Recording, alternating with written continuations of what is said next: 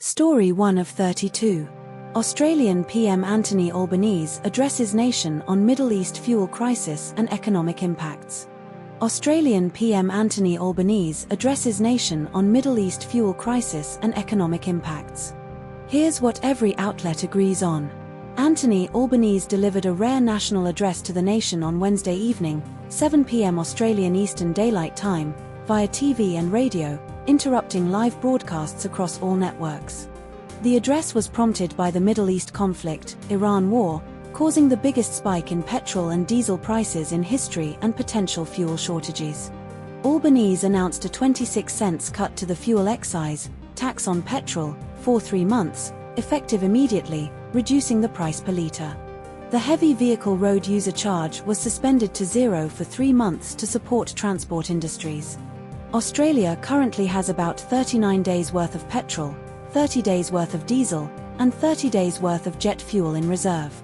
But not all outlets told the same story.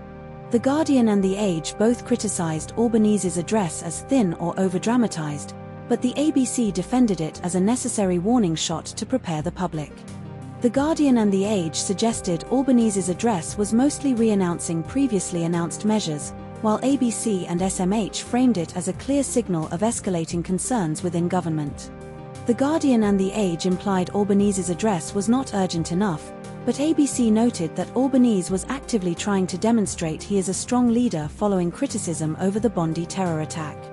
This story was covered by ABC News, The Guardian, Sydney Morning Herald and The Age. Story 2 of 32.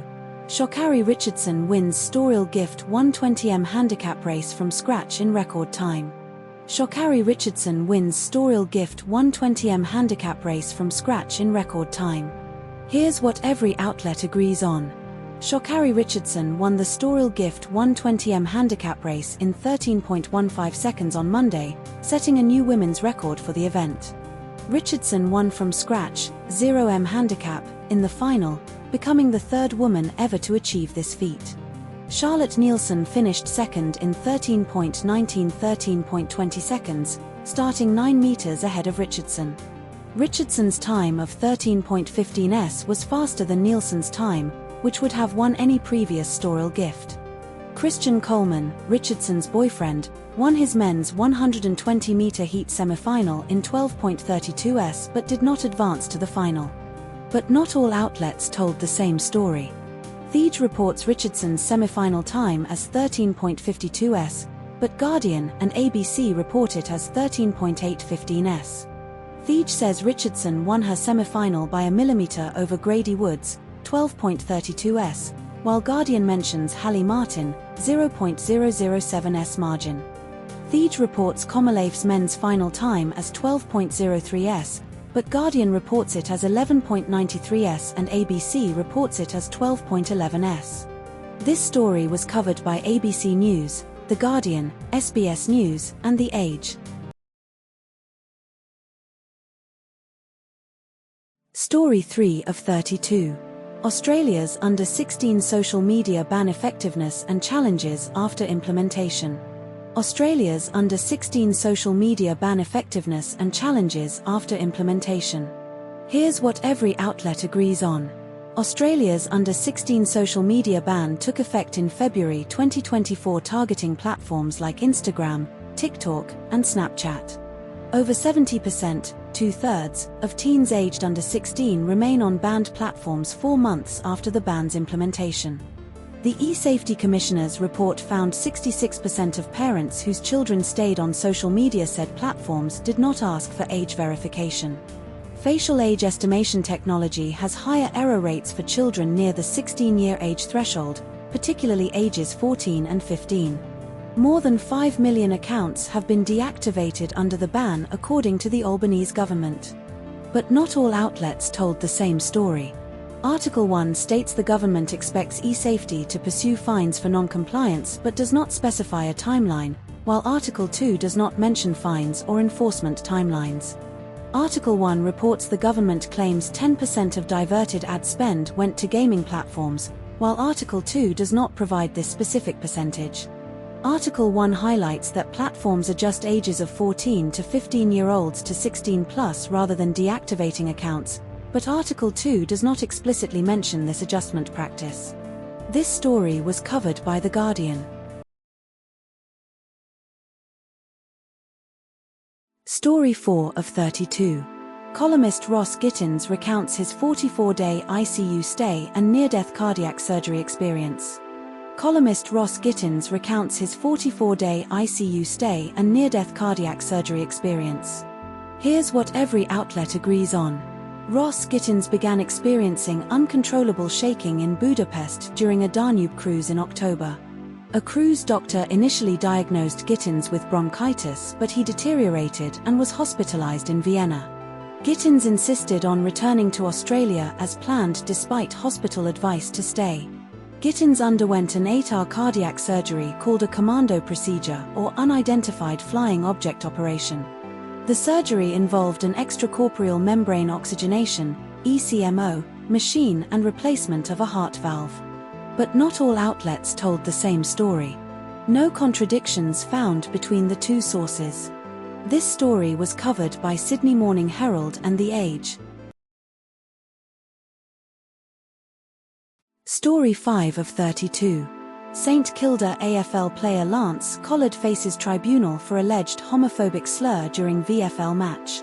St Kilda AFL player Lance Collard faces tribunal for alleged homophobic slur during VFL match.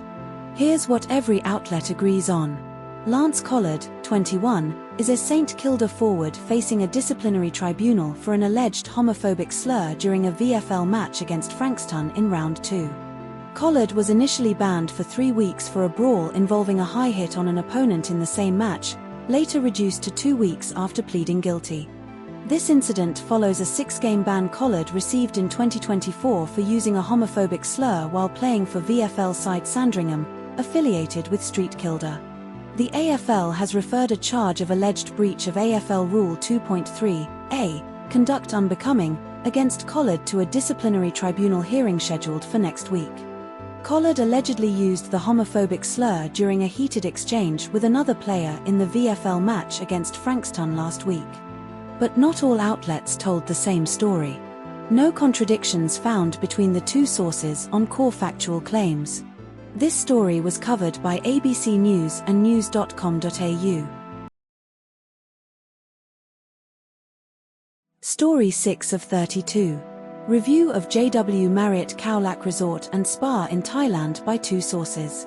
Review of JW Marriott Khao Resort and Spa in Thailand by two sources. Here's what every outlet agrees on. The resort is named JW Marriott Khao Resort and Spa. It has 424 rooms and villas in total. The resort recently underwent a major redevelopment, adding 127 rooms and villas. The property is located at 4112 Mu 3 Kuk Kark, Takua Pa District, Phang Ngo, Thailand, 82220. Deluxe rooms start at $253 per night. But not all outlets told the same story. No contradictions found between the two sources. This story was covered by Sydney Morning Herald and The Age. Story 7 of 32. Victoria expands device bans in all schools including smartwatches and headphones starting 2027. Victoria expands device bans in all schools including smartwatches and headphones starting 2027. Here's what every outlet agrees on. Victorian public and private, including Catholic, schools will ban internet-enabled smartwatches, wireless headphones, and mobile phones during school hours starting Term 1 2027. Smartwatches will be restricted to disable notifications, internet connection, and recording functions during school hours. The policy was first introduced in 2020 for public schools only, with private and Catholic schools now included under new legislation. Education Minister Ben Carroll stated the phone ban in public schools led to improved focus, socialization, and reduced device-related incidents. Exceptions will apply for students using devices for health conditions. But not all outlets told the same story. The Age reports the legislation will be unveiled on Wednesday, unspecified date, While News.com states Premier Jacinta Allen announced the changes on Wednesday morning, no date overlap provided. The Age specifies the ban starts in Term 1 2027, no exact date, but News.com states the ban will come into effect on January 27, 2027. The Age includes a detailed enforcement escalation process, reception parents coordinator meetings, not mentioned in News.com. This story was covered by news.com.au and The Age. Story 8 of 32. Australian Matildas squad selection for FIFA Series in Kenya with key absences and World Cup preparations. Australian Matildas squad selection for FIFA Series in Kenya with key absences and World Cup preparations. Here's what every outlet agrees on.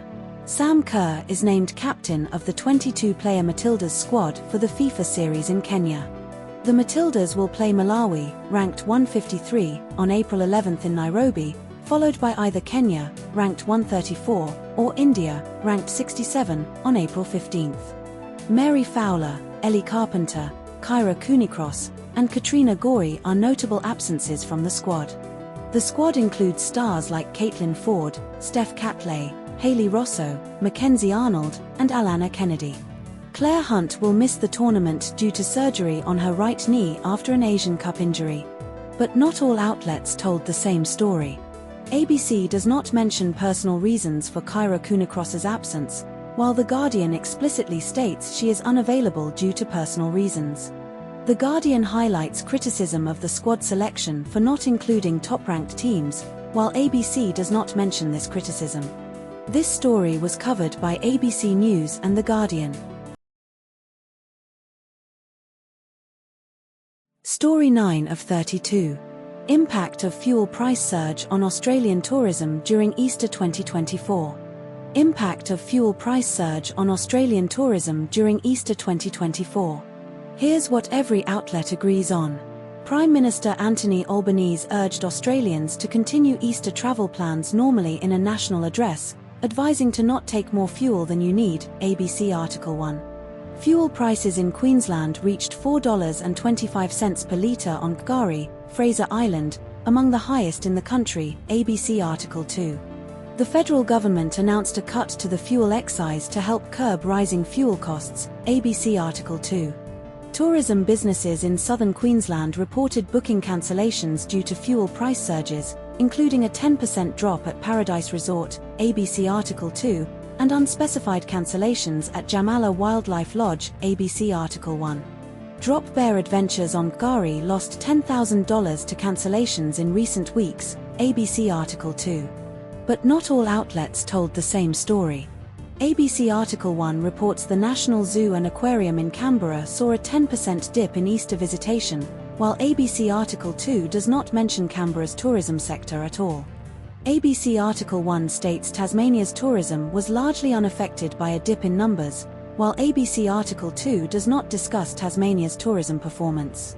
ABC Article 1 highlights some businesses, e.g., Swinging Bridge, Flying Saucer Cafe, reporting record or personal best trade, while ABC Article 2 focuses almost exclusively on cancellations and losses, e.g., Drop Bear Adventures, Noosa Quad Bike Tours. This story was covered by ABC News. Story 10 of 32. WNBA expansion draft selects 3 Australian players for new teams Portland Fire and Toronto Tempo. WNBA expansion draft selects 3 Australian players for new teams Portland Fire and Toronto Tempo. Here's what every outlet agrees on. Nyadu Puok was selected by the Portland Fire in the WNBA expansion draft as the 16th overall pick. Chloe Bibby was selected by the Portland Fire as the 11th overall pick in the expansion draft. Christy Wallace was selected by the Toronto Tempo as the 21st overall pick, ABC, 23rd, but Guardian says 23rd is Brondello's pick, corrected to 21st per ABC's Wallace's pick. Portland Fire and Toronto Tempo are the 14th and 15th WNBA teams respectively. The WNBA season begins on May 8, 2024, after the draft on April 13. But not all outlets told the same story. The Guardian says Christy Wallace was selected as the 23rd overall pick by Toronto Tempo, but ABC states she was the 21st overall pick. The Guardian mentions Julie Allemand was selected by Toronto Tempo with its first pick, but ABC does not mention this selection. The Guardian states the salary cap increase is $7 million, 10 million Australian dollars, from $1.5 million, 2.1 million Australian dollars, while ABC uses $7 million US dollars, 1.5 million US dollars, without Australian dollar conversion. This story was covered by ABC News and The Guardian. Story 11 of 32. Death of Australian reality TV star Konrad Bien-Stephen at age 35. Death of Australian reality TV star Konrad Bien-Stephen at age 35. Here's what every outlet agrees on. Konrad Bien-Stephen died at age 35. Bien-Stephen was a contestant on The Bachelorette 2021 season, hosted by Brooke Blurton. Meghan Markle shared a tribute on Instagram about Konrad's death, describing him as funny and kind. Bien-Stephen was in a relationship with singer Thelma Plum in 2023. Bien-Stephen previously dated TV personality Abby Chatfield. This story was covered by Sydney Morning Herald and The Age. Story 12 of 32. Impact of RBA interchange fee cuts on Qantas Frequent Flyer points earnings and alternatives. Impact of RBA interchange fee cuts on Qantas Frequent Flyer points earnings and alternatives. Here's what every outlet agrees on. The Reserve Bank of Australia, RBA, slashed interchange fees for credit cards by 63%, from 0.8% to 0.3%, effective October 1, 2023, following a similar ban on debit credit surcharges. The RBA's 2017 interchange fee reduction led to reduced points earn rates, some by up to 50%, capped sign-up bonuses, and bonus points spread over 2 years. Qantas Frequent Flyer covers 50% of the Australian population and offers the most on-the-ground points accrual options among Australian frequent flyer programs. Qantas Health Insurance provides a sign-up bonus of 140,000 Qantas points for new customers joining by April 9, 2024, with points awarded based on cover level over 6 months. Everyday Rewards, Woolworths, Big W, BWS, converts points to Qantas at a 2-to-1 ratio, with promotions offering up to 10x points on specific products or spending thresholds. But not all outlets told the same story. No contradictions found between sources, both articles are nearly identical in content and factual claims. This story was covered by Sydney Morning Herald and The Age. Story 13 of 32. Qantas becomes NFL's official airline partner for Australia's first regular season NFL game in Melbourne. Qantas becomes NFL's official airline partner for Australia's first regular season NFL game in Melbourne. Here's what every outlet agrees on. Qantas signed a major partnership agreement with the NFL ahead of the September 11th match at the Melbourne Cricket Ground. The Los Angeles Rams and San Francisco 49ers will play Australia's first regular season NFL game on September 11th at the Melbourne Cricket Ground. Qantas will operate charter flights connecting fans from America and the Asian Pacific region to the Melbourne matchup. Qantas became the official airline partner of the NFL in Australia and New Zealand. NFL Australia and New Zealand General Manager Charlotte Orford described the partnership as very exciting. This story was covered by news.com.au. Story 14 of 32. Federal government's national gun buyback scheme faces state opposition after Bondi terror attack. Federal government's national gun buyback scheme faces state opposition after Bondi terror attack. Here's what every outlet agrees on. The federal government proposed a national gun buyback scheme following the Bondi terror attack in March 2024, with a March 31st deadline for state-territory agreement. South Australia, Northern Territory, and Queensland have explicitly rejected the buyback proposal, with Queensland and NT opposing outright. Western Australia completed its own gun buyback in January 2024, while Tasmania is currently running a buyback scheme. The federal government's proposed cost-sharing model for the buyback is a 50:50 split between the Commonwealth and states. The Howard government's 1996 Port Arthur buyback destroyed over 650,000 firearms at a cost of $371 million, adjusted to $770 million today. But not all outlets told the same story.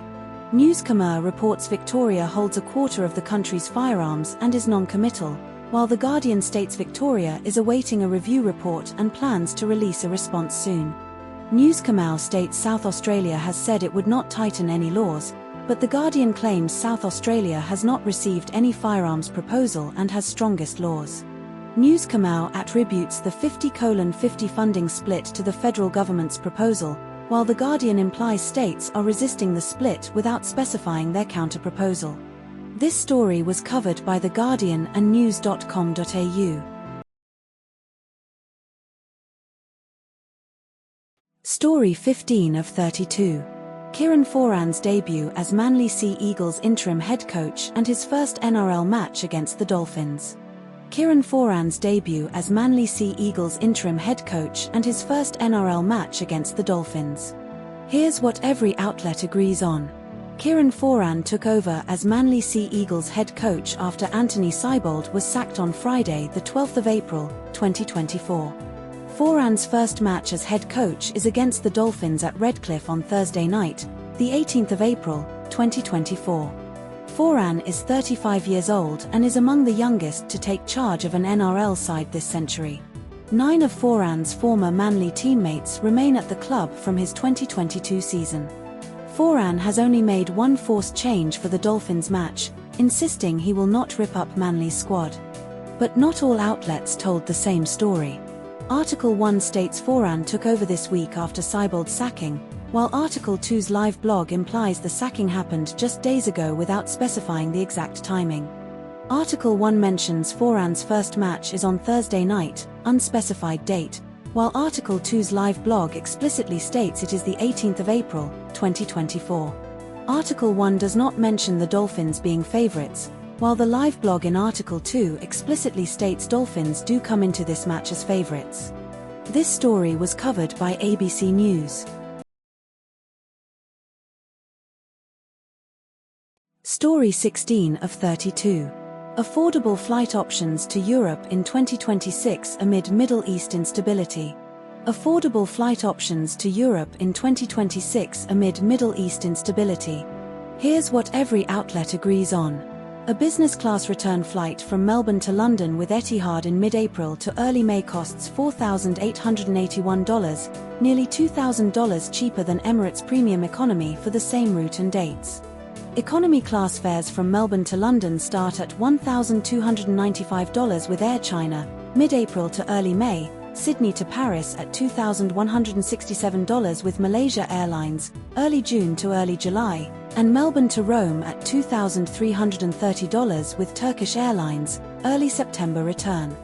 Qantas and Asian carriers, e.g., Air China, Malaysia Airlines, Turkish Airlines, offer economy fares comparable to 2025 prices, with examples like $2,167, Malaysia Airlines, and $2,273, Qantas.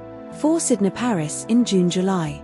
Return business class fares with Qantas, Singapore Airlines, Japan Airlines, ANA, or Turkish Airlines start at $12,000 for any departure in the next 6 months. China-based carriers and Vietnam Airlines still offer sub-$10,000 return business class fares to Europe. But not all outlets told the same story. No contradictions found between the two sources. This story was covered by Sydney Morning Herald and The Age. Story 17 of 32. Australian cricket legend David Warner charged with mid-range drink driving in Sydney. Australian cricket legend David Warner charged with mid-range drink driving in Sydney. Here's what every outlet agrees on. David Warner, 39, was charged with mid-range drink driving after allegedly failing a roadside breath test in Sydney's East on Sunday, April 28, 2024, around 5:30 p.m. Police conducted stationary random breath testing on Malabar Road in Maroubra, where Warner's van allegedly stopped short of the testing site and parked before being approached by officers. Warner allegedly produced a blood alcohol concentration (BAC) reading of 0.104 during a second test at Maroubra police station, more than double the legal limit of 0.05 in NSW. Warner was arrested, taken to Maroubra police station, and issued a court attendance notice for drive with middle-range PCA, prescribed concentration of alcohol. Warner is due to appear in Downing Centre Local Court, Sydney, on May 7, 2024, to face the charge. But not all outlets told the same story. News Khao and ABC described the testing location as testing site, while The Guardian specifies testing unit, a minor but precise distinction. News Khao and ABC do not mention Warner's Pakistan Super League stint or his commentary role, which The Guardian details. The Guardian states Warner scored 50 in Karachi Kings' last game on April 4, 2024, but no other source confirms this date or score. This story was covered by ABC News, The Guardian, and news.com.au. Story 18 of 32. Australia's fuel supply crisis amid Middle East conflict and Easter demand surge. Australia's fuel supply crisis amid Middle East conflict and Easter demand surge. Here's what every outlet agrees on. Australia has 39 days worth of petrol, 29 days worth of diesel, and 30 days worth of jet fuel in reserve. Guardian, ABC, news.com.au. As of Easter weekend, 312 service stations across Australia were without diesel. Guardian, with 274 stations out of diesel. ABC. New South Wales had 150 service stations without diesel. Guardian, 182 stations without diesel. News.com.au, and 145 stations without diesel by Sunday. News.com.au. More than 50 ships carrying fuel were on their way to Australia from refineries in Asia, the US, and Mexico. Guardian, ABC, news.com.au. Fuel demand in NSW increased by 30% compared to the same period last year. News.com.au, ABC. But not all outlets told the same story. Guardian reported 312 service stations without diesel nationwide, while ABC reported 274. News.com.au reported fluctuating figures between 274 and 312. Guardian stated 150 NSW stations were out of diesel, down 32 from Friday, but News.com.au reported 182 stations without diesel on Friday and 145 on Sunday. ABC reported 182 on Friday and 145 on Sunday. Guardian mentioned 39 days of petrol, 29 days of diesel, and 30 days of jet fuel were effectively flat, while ABC described them as steady and News.com.au as consistent. No numerical contradiction, but phrasing differs. This story was covered by ABC News, The Guardian, and News.com.au. Story 19 of 32. Australian literacy program using dogs to help children read aloud. Australian literacy program using dogs to help children read aloud. Here's what every outlet agrees on. Tashi is a 10-year-old miniature poodle participating in the Story Dogs literacy program in Australia. Story Dogs involves 389 dogs across Australia, excluding Northern Territory, helping primary school students read aloud. The program was co-founded by Janine Sigley and Leah Sheldon in regional New South Wales in 2009. Dogs are accompanied by their volunteer owners who assist children with pronunciation and build relationships. The program is modeled on a similar US-based program using dogs as education assistance animals. This story was covered by The Guardian. Story 20 of 32. US Supreme Court hearing on Trump's challenge to birthright citizenship via executive order. US Supreme Court hearing on Trump's challenge to birthright citizenship via executive order. Here's what every outlet agrees on. Donald Trump attended oral arguments in the Supreme Court on March 26, 2025, making him the first sitting president to do so. The Supreme Court heard arguments on whether Trump's executive order ending birthright citizenship for children of undocumented immigrants violates the 14th Amendment. The 14th Amendment's Citizenship Clause states, All persons born or naturalized in the United States, and subject to the jurisdiction thereof, are citizens of the US. The Trump administration argues the phrase "subject to the jurisdiction thereof" excludes children of undocumented immigrants, relying on the concept of domicile. The Migration Policy Institute estimated Trump's order would increase the unauthorized immigrant population by 2.7 million by 2045 and 5.4 million by 2075. But not all outlets told the same story. Article 1 states the Migration Policy Institute's projection of 255,000 children annually affected was released in May 2024, while Article 2 does not specify a date for this projection. Article 1 mentions Trump's executive order was issued on his first day in office, January 2025, without specifying the exact date, while Article 2 does not mention the timing of the order's issuance. Article 1 explicitly states the Trump administration's order would apply to children born after February 19, 2025, while Article 2 does not mention this specific date. This story was covered by The Guardian. Story 21 of 32. US DHS partial shutdown funding negotiations and political standoff over ICE funding. US DHS partial shutdown funding negotiations and political standoff over ICE funding. Here's what every outlet agrees on. The Department of Homeland Security, DHS, has been without full funding since mid-February 2024, marking the longest partial shutdown in US history. The Senate passed a DHS funding bill on the 20th of March, 2024 that excludes funding for Immigration and Customs Enforcement, ICE, and parts of Customs and Border Protection, CBP. House Republicans initially rejected the Senate bill and passed their own 60-day DHS funding measure, which Senate Democrats vowed to block via filibuster. Transportation Security Administration, TSA, employees faced weeks without pay during the shutdown, causing security lines at some airports to stretch for hours. Donald Trump signed an executive order on the 21st of March, 2024 to ensure TSA employees received back pay, easing airport delays. But not all outlets told the same story. Article 1 states the Senate's DHS funding bill was approved unanimously last week, while Article 2 does not specify the exact date but implies it was passed earlier in March without mentioning unanimity. Article 1 claims Democrats held up the annual appropriations bill for the Homeland Security Department in January after 2 U.S. citizen deaths in Minneapolis, but Article 2 does not mention this as a direct cause for the shutdown.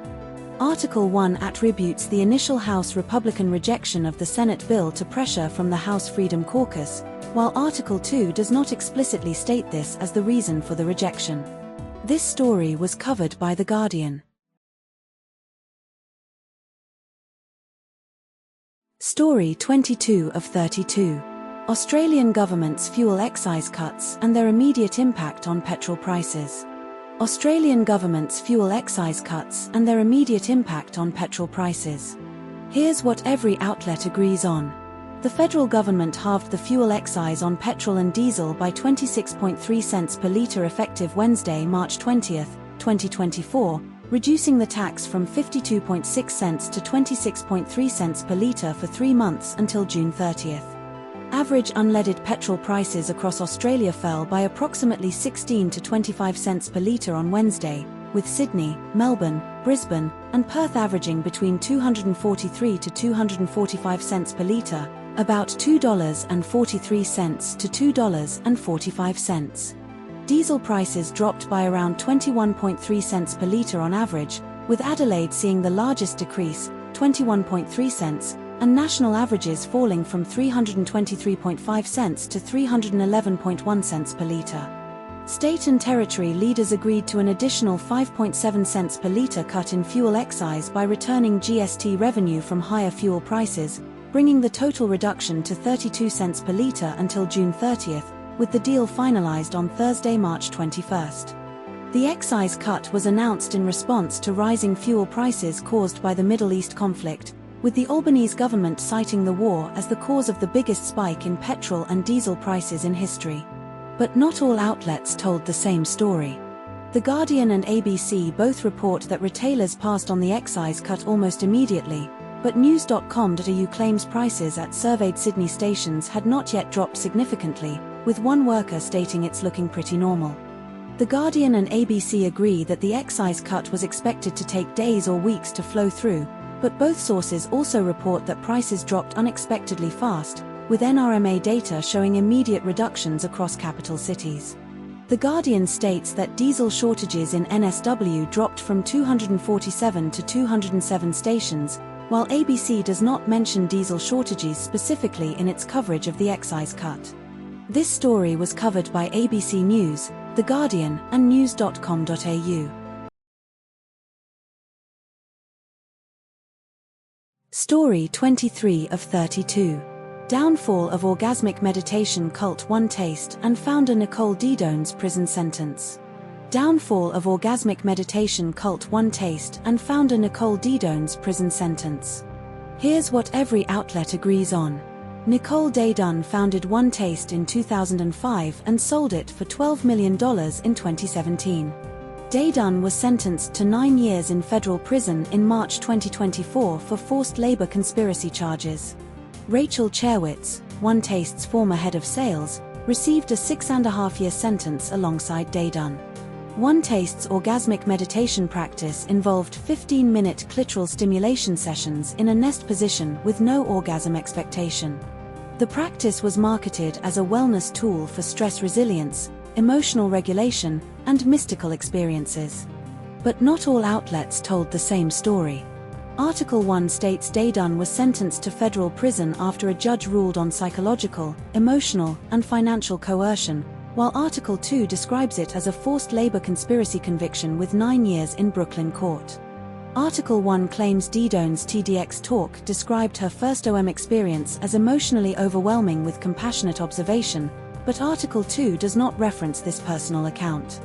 Article 1 highlights that Gwyneth Paltrow promoted One Taste and celebrities attended, but Article 2 omits these details entirely. This story was covered by The Guardian. Story 24 of 32.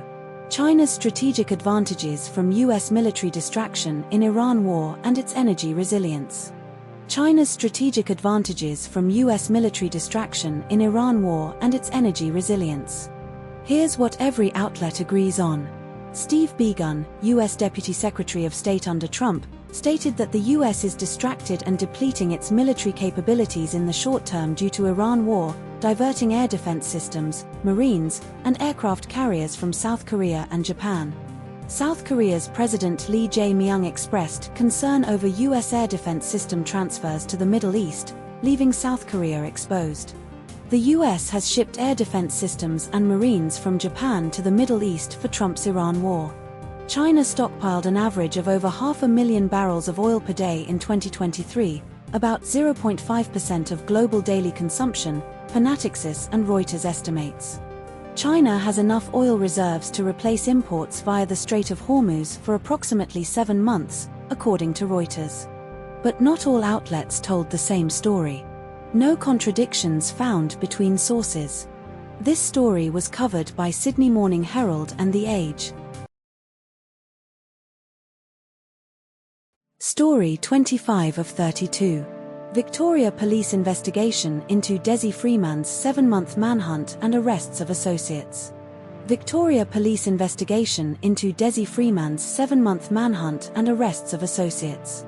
Here's what every outlet agrees on. Dezi Freeman was shot dead by police on April 1, 2026, after a 3-hour standoff in Thola-Golong, Victoria, following a 7-month manhunt. Freeman fatally shot Detective Leading Senior Constable Neil Thompson, 59, and Senior Constable Vadim de Wart-Hottet, 35, on August 26, 2025, during a search warrant execution in Pawnpunka, Victoria. A man and a woman were arrested on April 4, 2026, at separate properties in northeast Victoria as part of the investigation into Freeman's movements. They were associates, not family. Freeman was hiding in a shipping container at a remote property in Thola-Golong, near the Murray River and NSW border, approximately 150 kilometers from Pawnpunka. Police believe Freeman had help surviving in the bush for 216 days, with Chief Commissioner Mike Bush stating they would track backwards to identify accomplices. But not all outlets told the same story. The Guardian reports Sarah, Freeman's friend, said she wouldn't call police if she saw him, while The Age notes Freeman's wife Marley Freeman urged him to surrender and for helpers to come forward.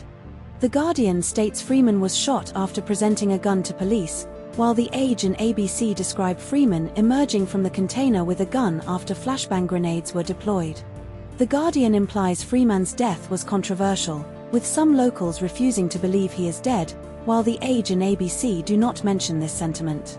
This story was covered by ABC News, The Guardian, news.com.au, Sydney Morning Herald and The Age. Story 26 of 32. Carlton AFL coach Michael Voss faces mounting pressure over team's repeated second-half collapses in 2026 season. Carlton AFL coach Michael Voss faces mounting pressure over team's repeated second-half collapses in 2026 season. Here's what every outlet agrees on. Carlton has a 1-3 start to the 2026 AFL season, wins 1, losses 3. Carlton surrendered a 43-point lead against Melbourne on Sunday, June 2026, and lost by 23 points. Carlton lost to North Melbourne on Good Friday, June 2026, after leading by 21 points at the 14-minute mark of the final quarter. Michael Voss was backed by Carlton to see out at least the final year of his contract in 2026, appointment confirmed August 2025. Carlton has lost after leading at halftime 9 times since the start of the 2025 season. But not all outlets told the same story. The Guardian claims Carlton's bulldozing football style is impossible to maintain for 2026 and unsustainable, while ABC's Voss insists the team is working on consistency and repetition to improve. The Guardian states Carlton's decision to back Voss was the wrong one and they backed the wrong horse, but ABC reports Voss feels aligned with the club's goal of turning around their fortunes. The Guardian criticizes Voss's focus on energy as short-term and lacking tactical depth, while ABC's Voss emphasizes repetition and consistency as the path to fixing the second-half fade. This story was covered by ABC News, The Guardian, and The Age. Story 27 of 32. Tiger Woods DUI arrest and subsequent treatment announcement after Florida crash. Tiger Woods DUI arrest and subsequent treatment announcement after Florida crash. Here's what every outlet agrees on. Tiger Woods was arrested on March 27, 2025, in Martin County, Florida, for suspicion of driving under the influence, DUI, after crashing his Land Rover SUV on Jupiter Island. Woods pleaded not guilty to the DUI charge and posted a statement on April 2, 2025, saying he was stepping away indefinitely to seek treatment and focus on his health. Deputy Tatiana Levener of the Martin County Sheriff's Office conducted a field sobriety test and arrested Woods, stating, "I do believe your normal faculties are impaired, and you're under an unknown substance, so at this time you're under arrest for DUI." Woods admitted to taking a few medications earlier in the day, and officers found 2 white pills identified as Norco, hydrocodone, in his pocket during the arrest. Woods underwent a breath test that showed no signs of alcohol but refused a urine test. He was released on bail 8 hours after arrest. But not all outlets told the same story. ABC states Woods was granted a judge's request to leave the US for treatment 1 day after arrest, while The Guardian does not mention this detail. ABC reports Woods posted his statement on Wednesday AEDT, April 2, but The Guardian does not specify the exact time or time zone for the statement. The Guardian mentions Woods demanded a jury trial, which is not explicitly stated in ABC. This story was covered by ABC News and The Guardian. Story 28 of 32. Federal judge dismisses most of Blake Lively's sexual harassment claims against Justin Baldoni in It Ends With Us case. Federal judge dismisses most of Blake Lively's sexual harassment claims against Justin Baldoni in It Ends With Us case. Here's what every outlet agrees on. Federal Judge Lewis Lyman dismissed 10 of Blake Lively's 13 claims against Justin Baldoni in a ruling on the 18th of April, 2024. The surviving claims are breach of contract, retaliation, and aiding and abetting in retaliation, with a trial scheduled for the 18th of May, 2024. Judge Lyman ruled Lively was an independent contractor, not an employee, and thus could not bring sexual harassment claims under Title VII of the Civil Rights Act of 1964. Lively alleged Baldoni kissed her forehead, rubbed his face against her neck, put his thumb to her mouth, and said it smells good during filming of It Ends With Us. Baldoni's lawyers described the defendants as very good people who did not engage in sexual harassment as alleged. But not all outlets told the same story. The Guardian reports Lively's texts to Taylor Swift included "I'll do anything for you" in response to Baldoni being called a doofus, but ABC does not mention this specific exchange. The Guardian states Lively's lawyers claimed Baldoni kissed, nuzzled, and touched her without consent, while ABC only summarizes the judge's description of the alleged conduct without this phrasing.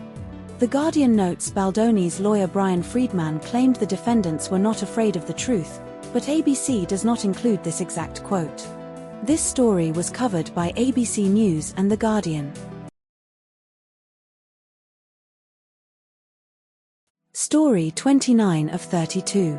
International coalition meeting to reopen Strait of Hormuz amid Iran blockade.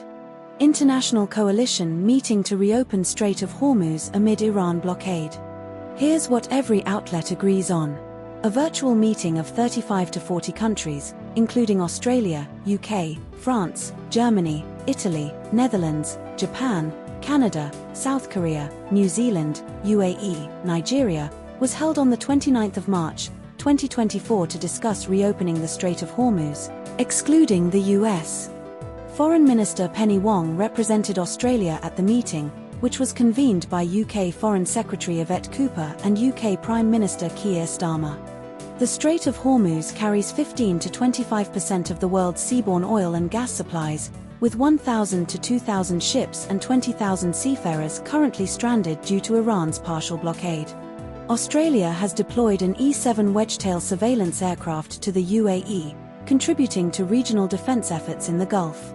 Iran's blockade began after US and Israeli strikes on the 28th of February, 2024, with only 130 to 25 vessels passing daily, versus pre-war 150 to 200. But not all outlets told the same story. ABC and News Corp Australia both report SAS deployment to the Middle East, but News Corp cites a Daily Telegraph source while ABC does not confirm specifics. The Guardian states Iran has laid mines in the strait, while no other source explicitly mentions mine clearance as a confirmed issue. ABC and News Corp Australia mention Australia's E-7 Wedgetail deployment, but The Guardian does not reference this specific asset. This story was covered by ABC News, The Guardian, and news.com.au.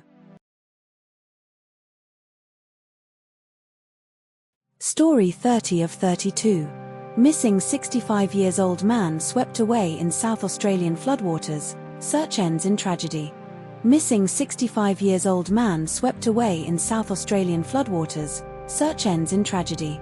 Here's what every outlet agrees on.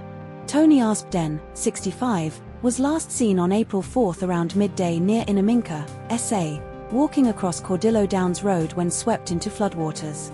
Tony Aspden's body was recovered on Monday, April 7, at approximately 10:30 a.m. Police confirmed there are no suspicious circumstances surrounding Tony Aspden's death. Inaminka is located about 820 kilometers north of Adelaide and 25 kilometers per 40 kilometers from the Queensland border. Sources vary slightly. Flood warnings for Inaminka were in place since April 1 due to rising waters in the Cooper Creek system. But not all outlets told the same story. News Khao states Tony Aspden was last seen at 12 p.m. on April 4, while ABC only specifies midday without a precise time. News Khmer reports Inaminka is 820 kilometers north of Adelaide, but ABC states it is 1,065 kilometers by road. News Khmer mentions Tony Aspden was last seen on Easter Saturday, April 4, at 12 p.m., while ABC does not specify the exact date beyond Easter Saturday. This story was covered by ABC News and news.com.au. Story 31 of 32. Australia's 2026 Daylight Saving Time changes and clock adjustments. Australia's 2026 Daylight Saving Time changes and clock adjustments. Here's what every outlet agrees on. Daylight saving time ends in Australia on April 5, 2026. Clocks move back by 1 hour at 3 a.m. Australian Eastern Daylight Time to 2 a.m. Australian Eastern Standard Time on April 5, 2026. Northern Territory, Queensland, and Western Australia do not observe daylight saving time. Daylight saving returns on October 4, 2026. This story was covered by ABC News and The Guardian. Story 32 of 32. DNA evidence links Ted Bundy to 1974 Utah murder of Laura Ann Aime. DNA evidence links Ted Bundy to 1974 Utah murder of Laura Ann Aime. Here's what every outlet agrees on. New DNA testing definitively linked Ted Bundy to the 1974 murder of 17-year-old Laura Ann Aime in Utah County, Utah. Laura Ann Aime went missing on Halloween night, October 31, 1972, after leaving a party alone to go to a convenience store. Her body was found about a month later, November 1972, on the side of a highway in American Fork Canyon, bound, beaten, and undressed. Ted Bundy was studying law at the University of Utah in Salt Lake City at the time of Aime's killing, 1974. Bundy was arrested in August 1975 in Utah for kidnapping and assaulting a teen who escaped, later sentenced to 15 years in prison. But not all outlets told the same story. ABC mentions Bundy was studying law at the University of Utah in 1974, but The Guardian does not specify his academic status. ABC provides more granular details about Bundy's criminal history, e.g., 1977 Colorado escape, 1978 jail breakout, while The Guardian omits these specifics.